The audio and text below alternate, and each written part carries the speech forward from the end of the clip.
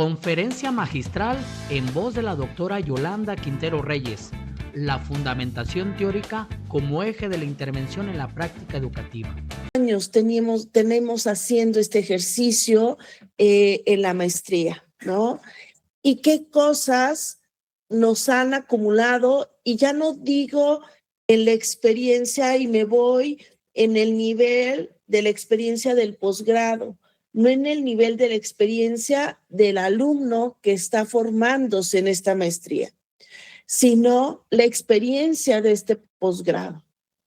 Es el momento tal vez de poner un alto y decir, la misma MEIPE, ¿cuál es su experiencia? ¿Cuál es su práctica educativa? Ahora sí, el objeto de estudio no es la práctica del docente, sino el objeto de estudio de este taller, ojalá que sea la misma MEIPE.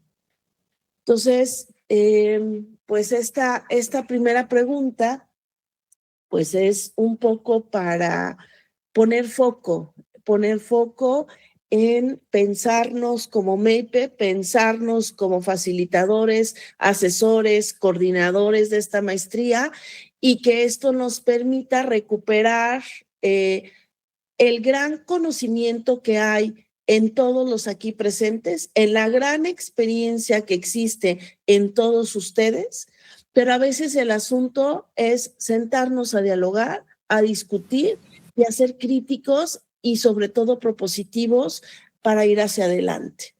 La siguiente, Pepe. Y quisiera, creo que me voy a poner el reloj. Me dicen, por favor, cuando me falten 5 minutos, porque si no me voy de corrido.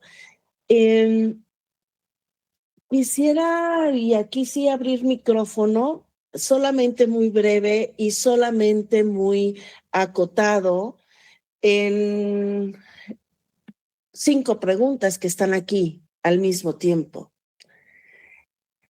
Y la primera pregunta, y quien quiere levante la mano y brevemente, en 2 palabras, 3 palabras, díganos quién construye el conocimiento. ¿Quién lo construye? Para no sentir tan solo un monólogo. Adelante. Daniel Zarco. Buenos días a todos. Buenos días. Maestra, yo creo que el conocimiento, doctora, perdón, yo creo que el conocimiento se construye a partir de la interacción de las personas involucradas. No necesita ser una construcción formal del aprendizaje en una escuela, vaya, puede construirse en la interacción diaria, ¿no? En la vida social. ¿Y quién lo construye? Las personas que participan en esto. Ok, gracias, Daniel. Gracias. ¿Y cómo se construye el conocimiento? Luisa. Hola, maestra, muy buenos días. Buen día. Bueno, ¿cómo se construye el conocimiento? Creo que se construye al momento en que estamos interactuando con el otro, al momento de que estamos haciendo ese diálogo, el que nadie es más que nadie, ese diálogo horizontal, y que podemos compartir ideas y a través de la experiencia podemos reconstruir el conocimiento. Ok, gracias, Luisa. ¿Y desde dónde se construye el conocimiento? ¿Desde dónde? Fíjense bien en la pregunta. Fernando. Primero, me regresaría a la primera. Para mí el conocimiento se construye a partir de que se une lo que se sabe con lo nuevo que se va aprendiendo, y cuando sabemos en qué momento lo podemos aplicar. ¿Y quién lo construye? Bueno, realmente se construye a partir de si nos vamos muy técnicos, a los procesos cognitivos, a lo que nosotros hacemos y logramos hacer. No es tanto... obviamente todo ese proceso se da entre los procesos dialógicos, entre las lecturas. Cuando una lectura te genera conexiones a saberes, es cuando empiezas a generar conexiones entre todos los procesos, realmente.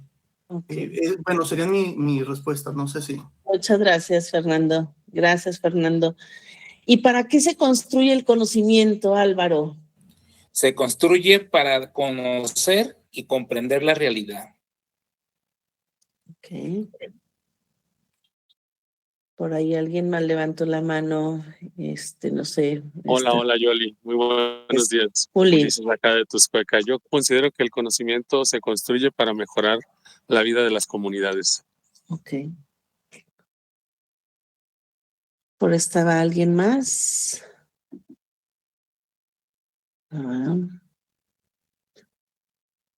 Felipe.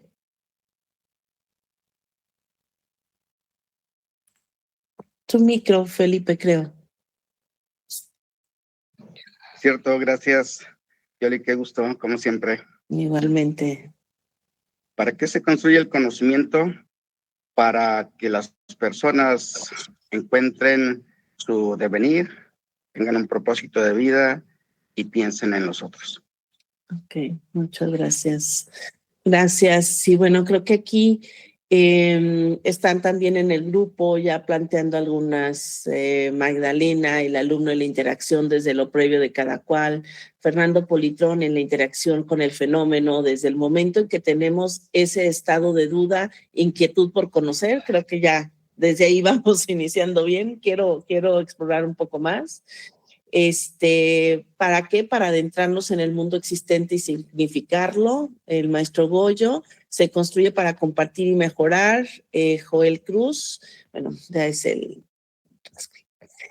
Bueno, un poco para plantear estas preguntas porque creo que si desde los procesos que se detonan en la maestría no nos preguntamos el sentido del conocimiento, la parte ontológica realmente de para qué estamos haciendo esto, difícilmente tendrá significado y sobre todo una transformación educativa de fondo, ¿no? Seguirá siendo un asunto superficial, por encimita, que es lo que creo que no queremos.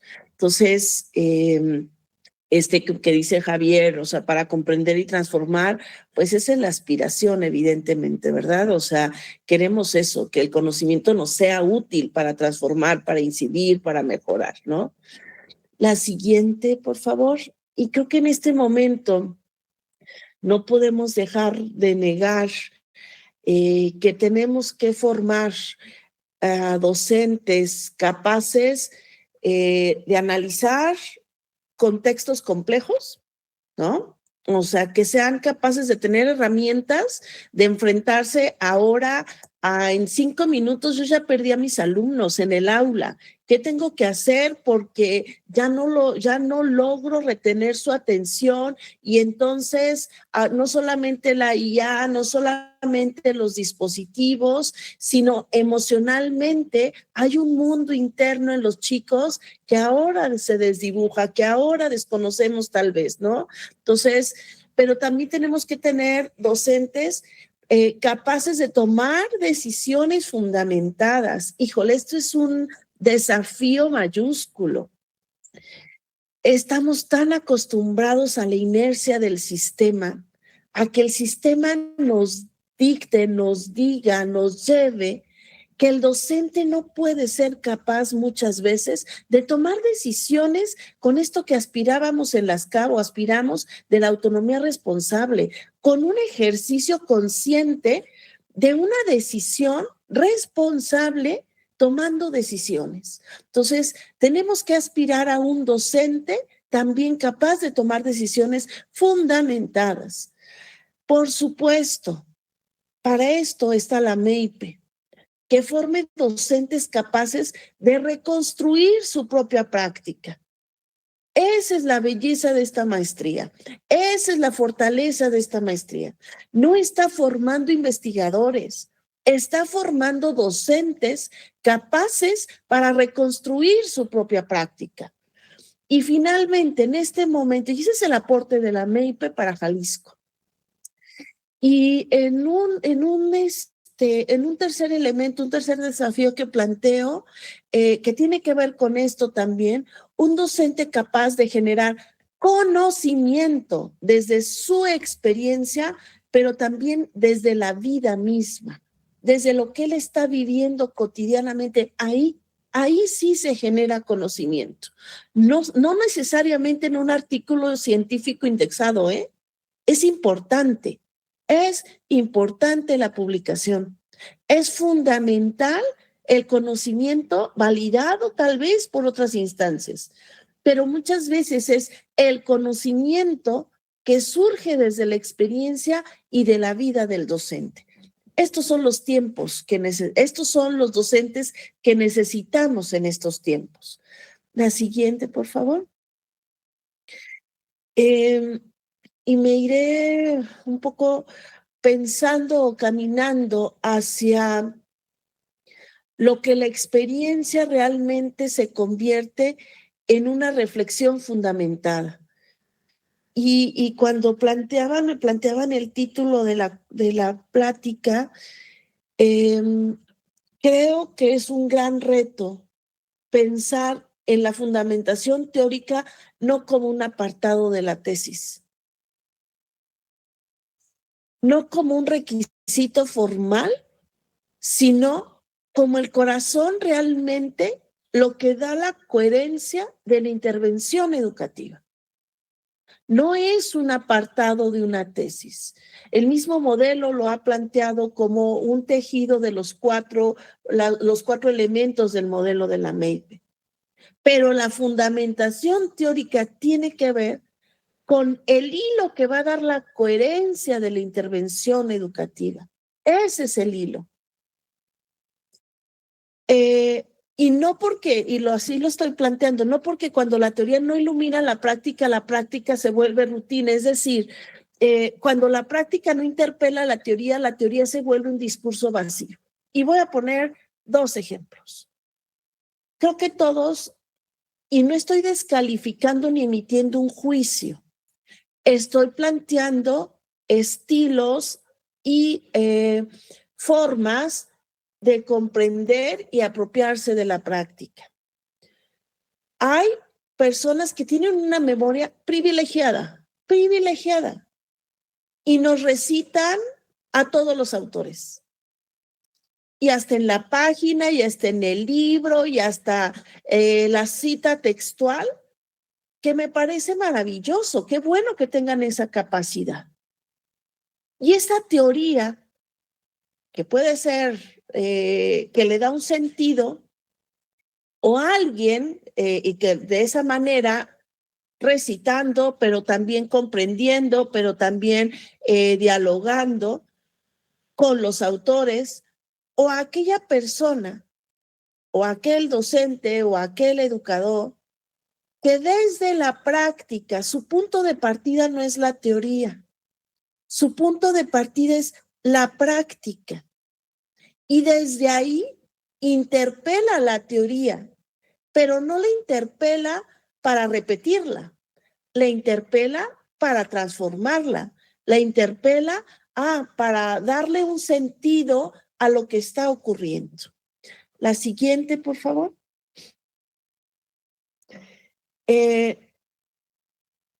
Ángel Domingo, que creo que todos conocen perfectamente, porque es uno de los referentes de este posgrado, ella planteaba que la profesionalidad auténtica emerge cuando la práctica se convierte en objeto de la reflexión sistemática. Y uno de los elementos más fuertes de Ángels era el sostenimiento de la reflexión sistemática. Sí, a veces nos damos pausa y, como ustedes me forzaron ahora, a poner un alto y reflexionar y pensar y demás, pero puede ser esporádica y de vez en cuando. El reto es cuando la reflexión se hace de manera sistemática y sostenida. Y eso sí nos plantea la oportunidad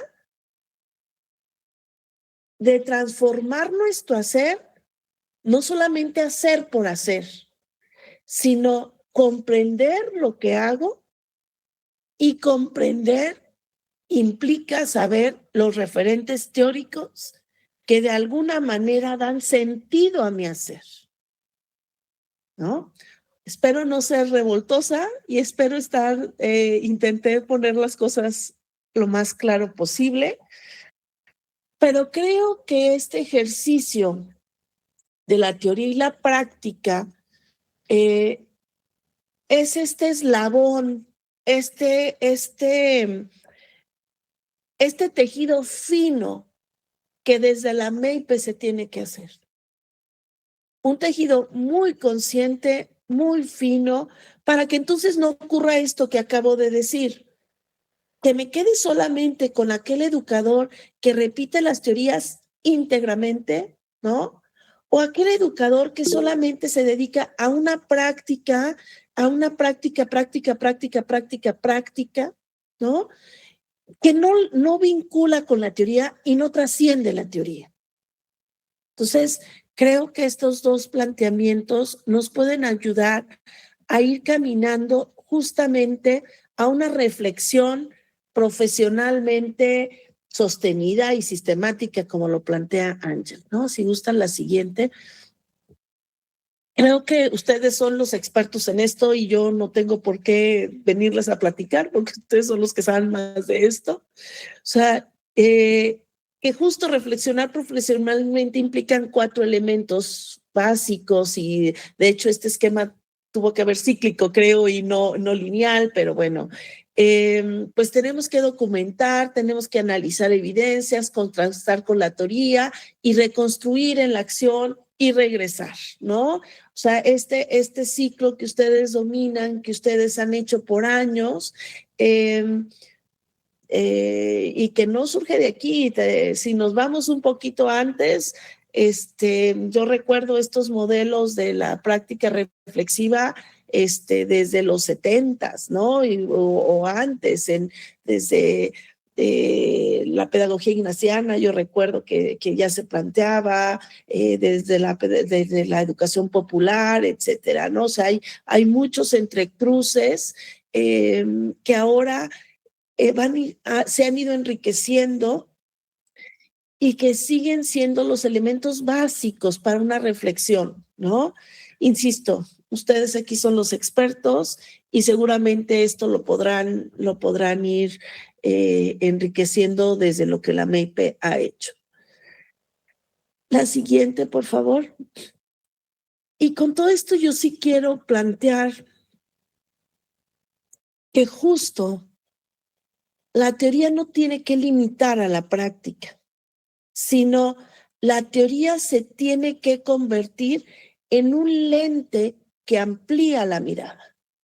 Desde esto que estaban planteando al inicio, de conocer esta realidad, este hecho educativo, esta práctica educativa, esta intervención de mi práctica, lo que la teoría viene a hacer es poner un microscopio tal cual para ampliar la mirada. Y la teoría nos tendría que permitir ver lo que antes no veíamos. Y la teoría nos tendría que permitir nombrar lo que antes era intuición. Eso es cuando obviamente, esto es a lo que yo veía que se llamaba y fulanito lo llama de tal manera, ¿no? Y entonces es ahí donde yo puedo nombrarlo. Es ahí donde, fulano de tal le llama de esta manera y el diálogo lo llaman de esta manera por acá, el diálogo lo conciben de esta manera, las interacciones las conciben de esta manera. Nombrar lo que antes para mí era intuitivo, hoy ya lo puedo etiquetar. Y pongo un ejemplo. Algunos a lo mejor no lo saben, pero mi pasión durante muchos años ha sido, yo soy maestra de educación secundaria y mi pasión siempre han sido los adolescentes, el trabajo con ellos, el relajo con ellos y mucho de la vida en secundaria, que extraño mucho, sigue siendo un elemento muy personal que en su momento, en el trabajo en la secundaria con los adolescentes, yo intuía cosas, yo veía cosas, yo podía identificar procesos que me funcionaban o no me funcionaban en el aula en una secundaria, ¿no? Pero cuando leo a Emilio Tenti, un teórico y uno de los mayores académicos que se han dedicado a estudiar a las adolescencias en América Latina, mucho de aquello que yo intuía como maestra de secundaria empezó a tener sentido. A esto que yo vivo en la secundaria, Tenti lo llama de esta manera. O leer a Rosana Reguillo, una de las referentes en Jalisco de las juventudes, podía entender aquello que yo estaba viviendo en la secundaria y que era una intuición, pero que había teóricos que ya se habían dedicado a estudiar a las adolescencias y a las juventudes como Tenti y Reguillo. Entonces, esta teoría me amplió la mirada en ese momento. Fueron referentes que en ese momento me ayudaron a ampliar esta mirada y entonces argumentar lo que antes para mí era una percepción. Y sobre todo, enriqueció lo que yo estaba viviendo. A eso me refiero, que la teoría no limita la práctica, amplía la mirada, ¿no? La siguiente, por favor. Y sin embargo, también la realidad contrasta las diferentes miradas y al mismo tiempo enriquece la teoría. Es decir, desde esta realidad amplío la mirada con la teoría, pero regreso a la realidad y con estas nuevas miradas enriquezco la teoría. Esta realidad que no es ni estática, ni es sencilla, esta realidad que evoluciona y que ustedes mismos lo dijeron al principio, parte de relaciones, ¿no? Son todas estas relaciones que existen y relaciones de poder, relaciones entre personas, relaciones entre contexto. Estas relaciones son las que de alguna manera ayudan a ir enriqueciendo y analizando esta realidad. Pero sucede, y que cómo nos agarran las modas luego. Que hay que empezar a analizar el contexto. Y yo recuerdo, y seguramente muchos de los aquí presentes, cuando en aquellos buenos tiempos de la evaluación del desempeño de los docentes en el SPD, cuando uno leía, y seguramente aquí hay algunos evaluadores, cuando uno leía el diagnóstico de la escuela, ¿no? El contexto. Y entonces era media cuartilla de una escuela en un lugar tal, con tantos alumnos, se hizo un diagnóstico con análisis de percepción y entonces tantas familias disfuncionales. Y ese era el diagnóstico. Un dato fragmentado, un dato que aislaba datos, que desfragmentaba las partes.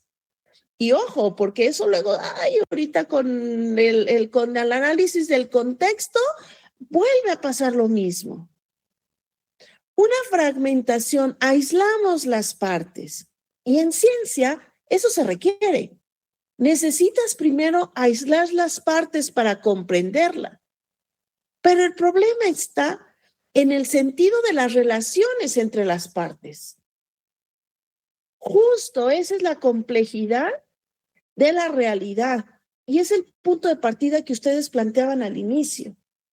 Y eso es lo más difícil, porque el sentido de estas relaciones es, pues sí, analizo al sujeto, pero fuera del contexto, o solo el contexto fuera del sujeto, ¿no? Y entonces, ¿cómo le hago? A eso me refiero yo con el hilado fino que MIP tiene que hacer.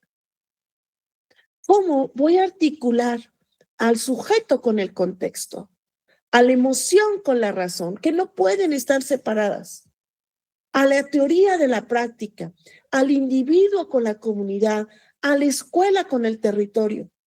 ¿Sí? Podemos describir y somos buenos para describir, pero dejamos de comprender. Y dices, justamente, y vamos a ir para allá, Nuri.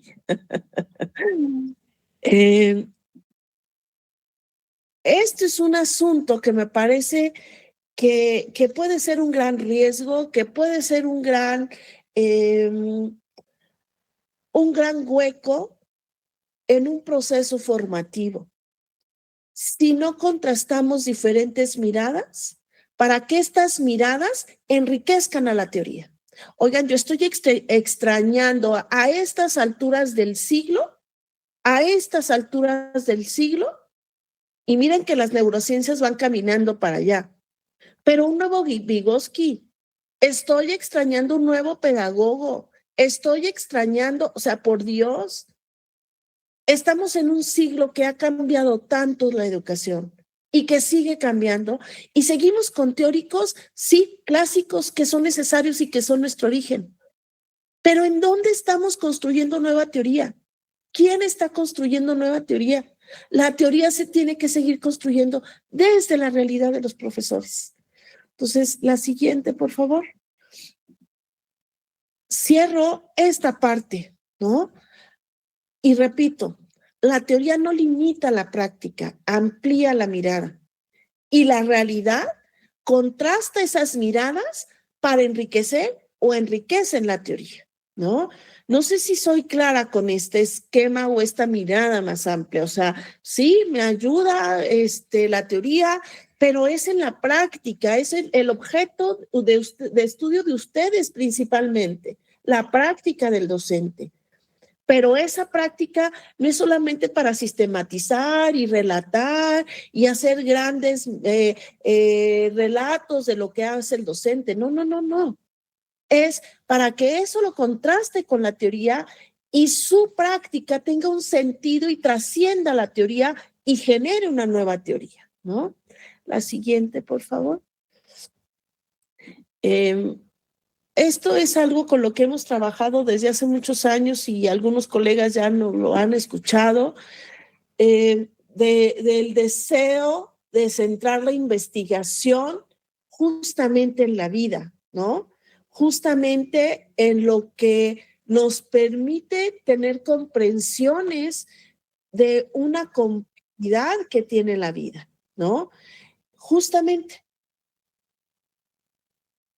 Ese es el planteamiento de la NEM. Pero nos faltan elementos metodológicos. Hay vacíos también epistémicos, y hay vacíos instrumentales, y hay vacíos metodológicos, que es los que tenemos que ir construyendo, ¿no? Pero me parece que sí tenemos, en el proceso de investigación, tenemos que hacer un ejercicio muy humano para tomar conciencia, para reconocer los procesos de la vida y poder, desde el conflicto, desde la incertidumbre, desde la contingencia, desde la entropía y desde la diversidad, también generar conocimiento, ¿no? Son planteamientos que desde la CEMEX se habían planteado desde el 2022, ¿no? La siguiente, por favor. Y pongo 4 desafíos, que sé que hay muchos más, pero pongo 4 desafíos de una investigación, cualquiera que sea. Muchas veces y seguramente ustedes que han revisado cientos de tesis, sabes que lo que tienes que revisar primero y los puntos débiles casi siempre son las partes metodológicas, ¿no? Ahí es donde vas agarrando y vas viendo coherencias o inconsistencias, etcétera. Entonces, muchas veces los desafíos no solamente están centrados en la parte metodológica, que casi siempre están desconectadas de un problema, sino también están desconectados de la vida. Entonces, hay metodologías que no necesariamente están centradas en la vida y ayudan a comprender la vida de la persona que está como parte de la investigación y más en la intervención de la práctica.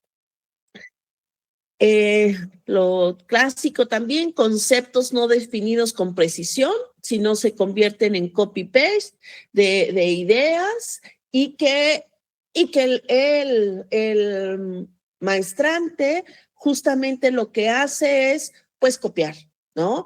Pero que no están definidos con precisión por él mismo.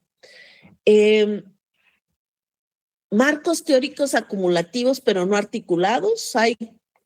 Pongo a dialogar a veces hasta teóricos que son radicales, teóricos que son inconsistentes y que los voy acumulando, ¿no? Porque los voy leyendo, ¿no? A veces, pues sí, leía Dussel, pero no leía Grossfogel. Sí, leía Sousa, pero tampoco leí a otros pensadores que estaban planteando desde antes de él, ¿no?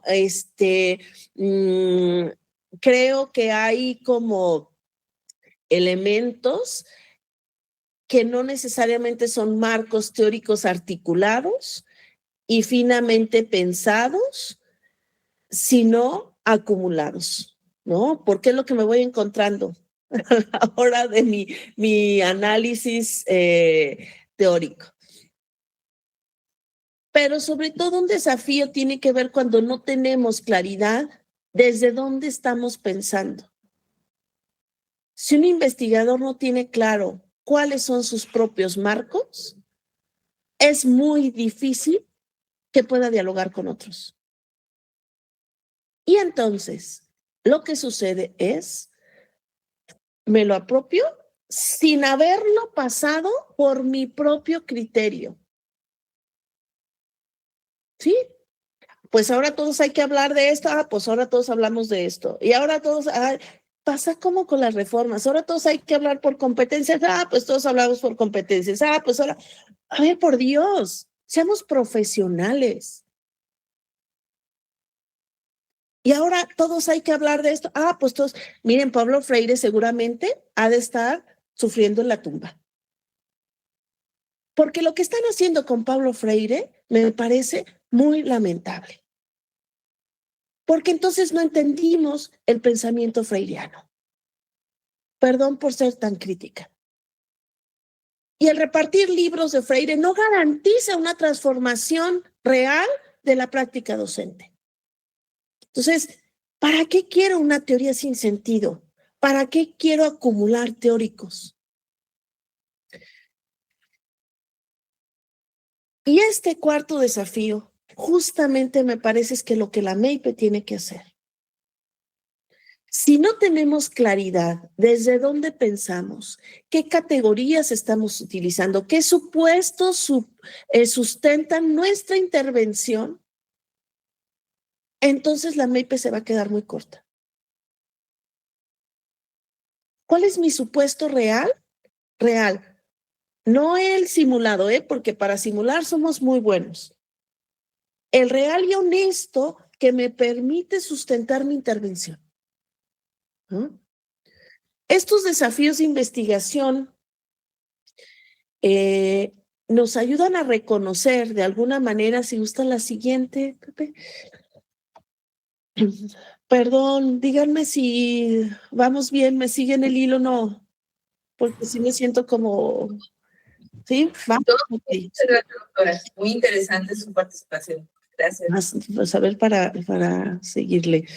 El conocimiento finalmente, lo que estamos planteando que es, el conocimiento no es una acumulación, es experiencia comprendida y es vivencia que se vuelve conciencia. Ser consciente de quién soy, qué conozco, qué quiero. Eso es parte de un docente que reconoce y quiere transformar su práctica educativa. Pero si ni siquiera sabe quién es él, si ni siquiera sabe que es consciente de lo que ha vivido, por eso la primera pregunta de Zabalza, pues sí, pueden ser 25 años de experiencia o repitiendo 25 años lo mismo, ¿no? Yo recuerdo un director, en paz descanse, de secundarias técnica, adorable, que decía, es que yo he sido director por más de 20 años manejando un auto en automático, ¿no? Como cuando manejo el auto. Sí, yo no manejo estándar, pero quien maneja estándar lo hace en automático, ¿no? Que primera, que segunda, que no sé qué, no sé ni siquiera cómo se hace. pero lo haces en automático. Manejas un carro estándar en automático, porque no lo pasas por la conciencia. Y me parece que eso es uno de los desafíos también que puede ser que ocurra, que nos ocurra a todos los educadores. Vivir sin la conciencia de qué estoy viviendo, me parece que se puede convertir en esto mismo que estamos diciendo, un conocimiento acumulado que no tiene sentido. Por eso el planteamiento aquí es, cuando un docente fundamenta teórica su tesis teóricamente, no está cumpliendo un requisito académico. Tiene que fundamentar, no solamente citando autores, como lo acabamos de decir, ¿no? Un contexto citando autores y a ver a cuántos más reconoces y explicas y demás. Es, sobre todo, declararse o posicionarse, como ya lo acabábamos de decir, esta es mi concepción, esta es mi visión del aprendizaje, este es el mundo que quiero ayudar a construir, esta es mi postura.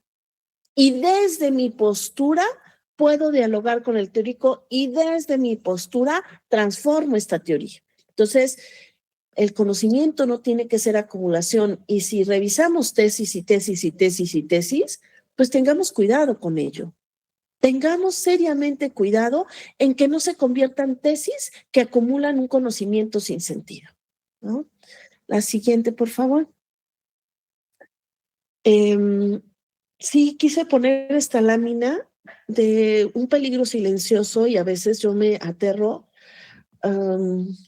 Si lo viéramos en términos de redes, yo cuando veo un video que se burla del docente, que se burla del director y que se burla del supervisor en un video y que tiene 10,000 likes, a mí me duele el corazón. Me duele el corazón. ¿Cómo es posible? ¿Cómo es posible que nuestros docentes, ojo, porque somos responsables de su formación, que nuestros docentes tengan una práctica sin conciencia y sin fundamentación? A eso yo me refiero con este peligro silencioso. No hace ruido, no hace escándalo, pero lo erosiona y está erosionando lentamente la profesión docente.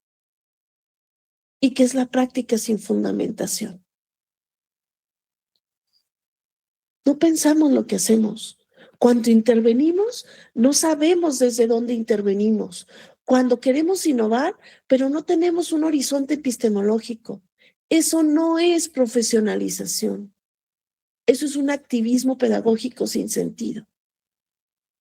Y ese peligro silencioso es lo que MEIPE debe de dejar que ocurra. MEIPE tiene que convertirse en un posgrado que dé fundamentos a la práctica del docente.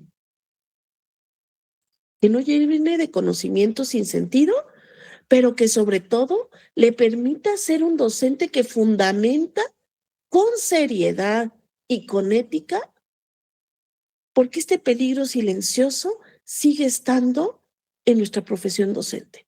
Y lo comparto aquí. Y por aquí hay personas que participan en formación continua.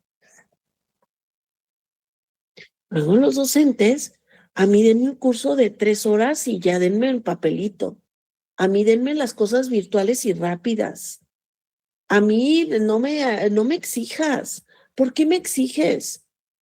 ¿Por qué me haces que me ponga a trabajar? ¿Para qué?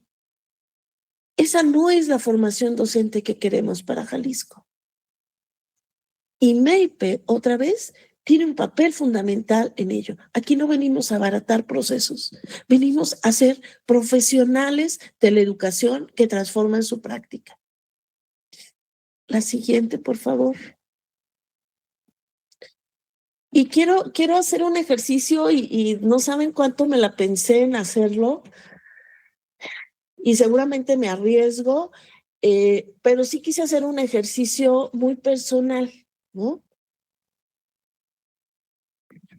Dije, a ver,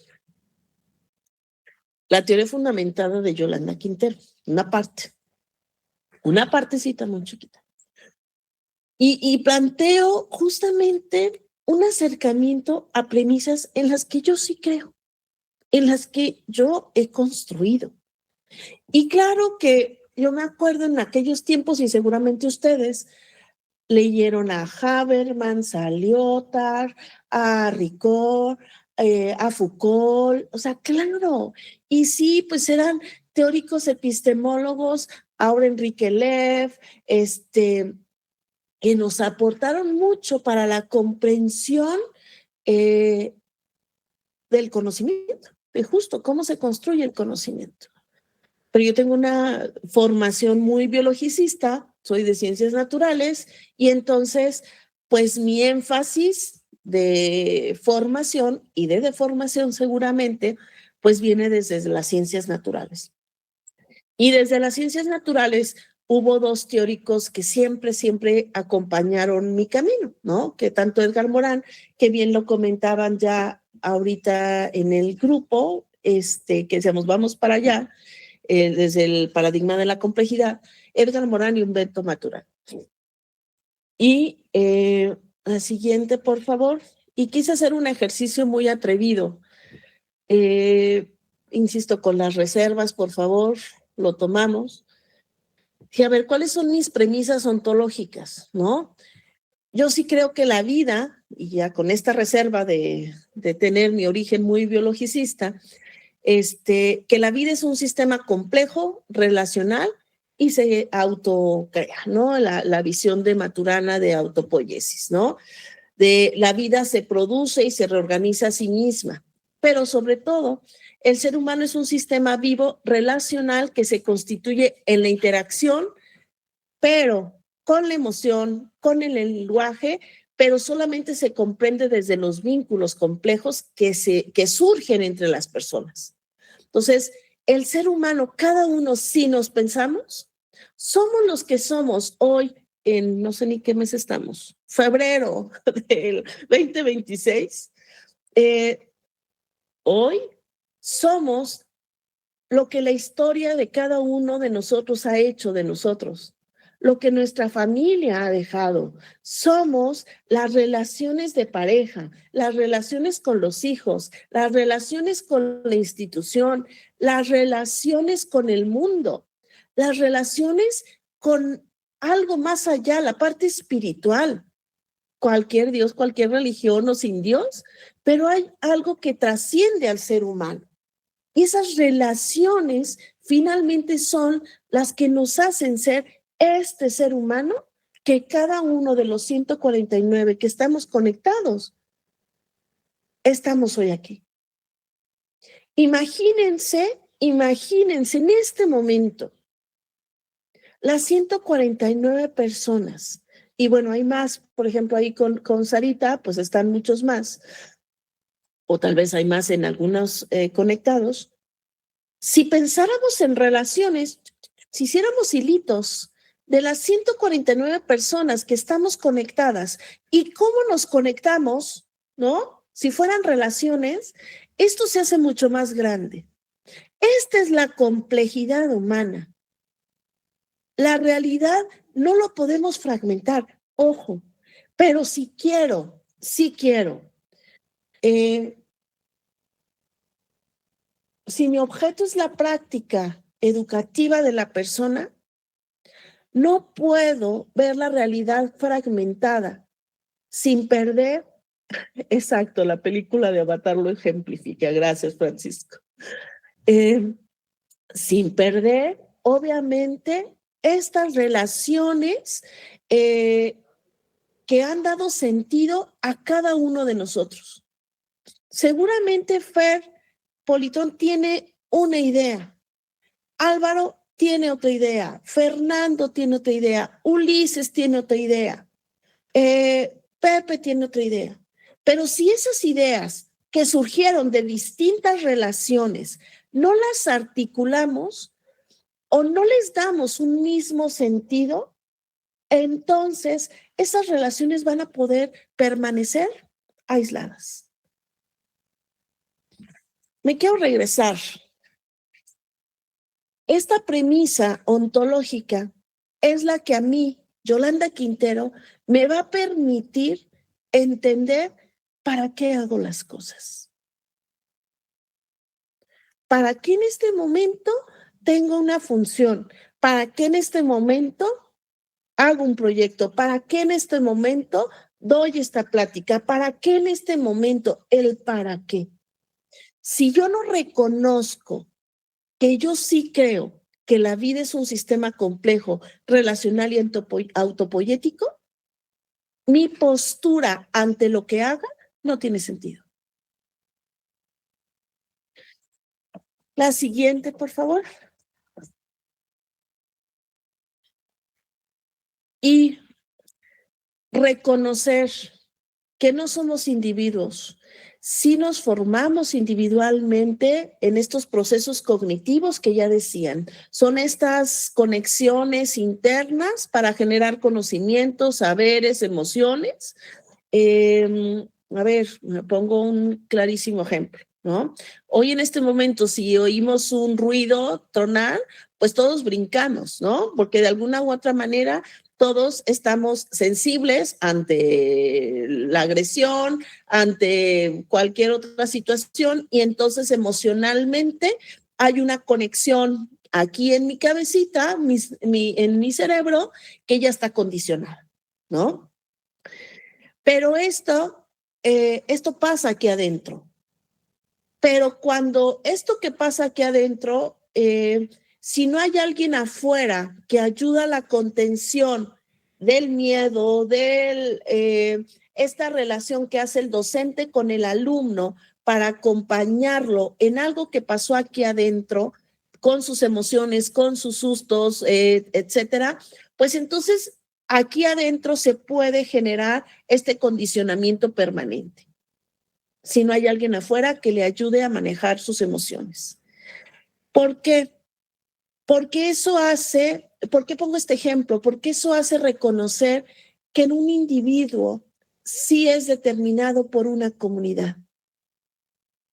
Una familia donde vive violencia permanentemente, hay una comunidad escolar que puede ayudarle a reconocer que hay otras formas de relacionarse. A lo mejor no resuelves la vida, pero sí le ayudas a que el individuo compare en su comunidad escolar que tiene otras formas de relacionarse.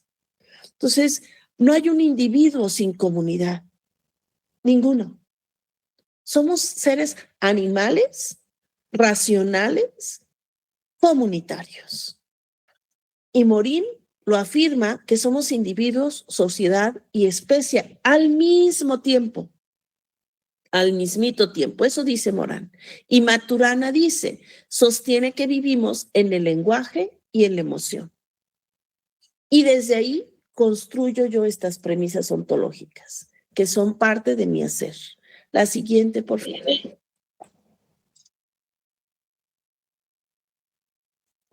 Algunas premisas epistemológicas. Conocer no es representar una realidad externa. Ojo, porque aquí puede haber mucho debate, ¿no? Y a veces son posturas distintas. Sino co-construir sentido en interacción con otros y con el territorio. Para mí, el conocimiento está, sí, en describir el fenómeno, ¿no? Describir lo que sucede, pero no está solo ahí. Lo más valioso y lo más potente es en la interacción con los otros. El tema, por ejemplo, y lo voy a poner aquí con toda la conciencia, recuerdo que cuando se estaban construyendo las comunidades de aprendizaje, discutíamos con Ramón Flecha y con la gente de Barcelona el concepto que ellos traían de comunidades de aprendizaje, ¿no? O discutíamos con la gente de Canadá lo que ellos concebían como comunidades de aprendizaje, o discutíamos y presencialmente con algunos o en llamadas o así. Y entonces lo que nosotros dijimos, a ver, sí, esa es su realidad, pero la interacción con ellos nos permitió anclarlo a nuestro territorio. Y entonces, sí, esa teoría nos ayuda, pero en nuestro territorio es distinto. Por eso las CAP se construyen desde cada territorio, no hay una receta. Que no sigamos el ABC, a ver, no, porque cada comunidad de aprendizaje para la vida genera su aprendizaje desde su territorio. Y esa es una premisa que está plasmada implícitamente ahí. Pero había que hacerla consciente para poder plasmarla. Por eso, y ahí parto desde Morán, que el conocimiento siempre es contextual, que advierte sobre la ilusión, ojo, del conocimiento absoluto. Porque eso, ¿cómo se nos da? Yo tengo la verdad y lo que yo digo es la ley. Y ese es un gran riesgo de soberbia intelectual que nos puede avasallar. Porque resulta que ahora el conocimiento es absoluto. Y Morán lo que dice es una total ilusión ese conocimiento absoluto. Y eso lo dice Morán. Y Maturana dice, todo conocer es hacer, es un acto biológico relacional. Plantea la objetividad entre paréntesis, porque ustedes son expertos en ello. Si no hay algo más claro de subjetividad, es el hecho educativo. Está lleno de subjetividades, lleno. Entonces, estas son algunas premisas que quise compartir con ustedes. Y cierro la siguiente. Sí, claro. Coincido totalmente. Que ahora el internet nos hace todo y ya somos expertos en 5 minutos. Bueno, y el ChatGPT, qué maravilla, ¿no? O sea, nos puede sacar de apuros en 2 segundos y sacar la tesis. Fíjense qué riesgo y qué responsabilidad tan grande tienen los aquí presentes. Porque lo que toca es justamente ser muy cuidadosos e impulsar desde una visión ética, sí, claro, Yasmin, desde una visión ética, qué es lo que están haciendo y cómo lo están haciendo. ¿Y para qué es una tesis? ¿Para el título? ¿Para pasar? ¿Para rápido? ¿O realmente para una transformación real, honesta, honda de la práctica? ¿No? Cierro con las premisas, porque yo sí creo que la educación es un proceso complejo de construcción de humanidad. No de educación, no, de humanidad completa. De verdad, este fin de semana dices, híjole, toda la gente que estuvo, lo decía el maestro Teodomiro Pelayo, ¿no? O sea, toda la gente que estuvo este fin de semana haciendo el relajo que se hizo en el estado, pasó por nuestras escuelas. Pasó por nuestras escuelas. Entonces, híjole, qué gran responsabilidad social tenemos. Por eso yo sí creo que la educación no solamente tiene que construir personas, construye humanidad. Una humanidad en comunidad donde sí tiene que surgir de una interacción muy amorosa, muy, muy amorosa. Y el amor no desde esta concepción rosa hollywoodense, sino del profundo amor que da querer la vida. Y una interacción amorosa, pero también crítica. Y ser críticos de verdad. No comernos a lo primero que estamos escuchando, ni siquiera lo que yo estoy diciendo. Lo que nadie, tenemos que ser críticos ante lo que todos estén diciendo, ante lo que estemos leyendo. Perdón, yo leo un plan de estudios con un rigor curricular impecable en los aprendizajes clave. Y leo un documento sin rigor curricular de la nueva escuela mexicana. Tiene cosas muy positivas, pero ¿dónde está el rigor curricular? Y los teóricos curriculares han hecho aportes muy agudos, muy propositivos también de cómo ir fortaleciendo. Pongo estos ejemplos porque es lo que todos tenemos de referentes en común. Pero si no somos capaces de amorosamente también leer las cosas, críticamente también revisarlas y reflexivamente también aportar, difícilmente vamos a hacer una educación que trascienda. En eso sí creo. Y yo sí creo que es en la vida cotidiana,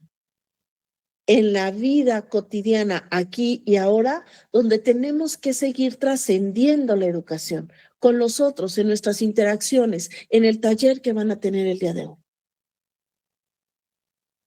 La siguiente, por favor, porque creo que ya tengo que ir terminando. Quería dejar espacio para diálogo, espero que nos dé. Creo que cuando intervenimos en educación, no aplicamos recetas, ¿no? Interpretamos realidades, sí, porque eso hacemos, interpretamos desde nuestro foco. Cada quien vive lo mismo estando en el mismo lugar. Es más, ahorita todos estamos escuchando exactamente lo mismo, pero cada quien está interpretando desde sus historias, desde sus ideas, desde sus capacidades, desde todo. Cada quien hay 150 interpretaciones de lo que estoy diciendo. Interpretamos realidades y esa interpretación justamente depende del horizonte que cada uno asume y que cada uno ha ido construyendo. La siguiente, por favor. Y bueno, con esto sí cierro deseando dejar algunos elementos para debate.